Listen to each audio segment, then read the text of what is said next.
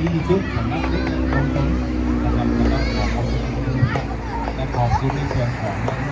สมาชิกเก็บ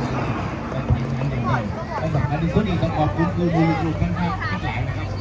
เป็นเด็กเก็บโฮแข่งขันอยู่211 คนตอนนี้นักกว่า236ขอบคุณ336ยิ้มหน่อยนี่ท่านหน้าสดชื่นหน่อย236ครับแสดงว่าเกิดการเติบโตขึ้นเราเลยจะเป็นไปขันก่อนที่5 เดือนถึง6 วันนะครับอันนี้คือสิ่งที่อยากจะบอกว่าเป็นความตั้งใจความภูมิใจและขอบเราครับหลายๆที่เป็นถึงและเป็นก็บอกว่าเป็นกิจกรรมที่เหมาะสมและดีงามอย่างยิ่งครับทางหลายๆที่กับไปยังยกตัวอย่างทุกก็คือทางสิงคโปร์โลกนักอาจารย์โจ้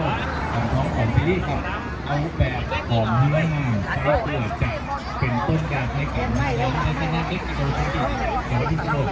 เพียงแต่ตั้งมาเป็นรูปแบบ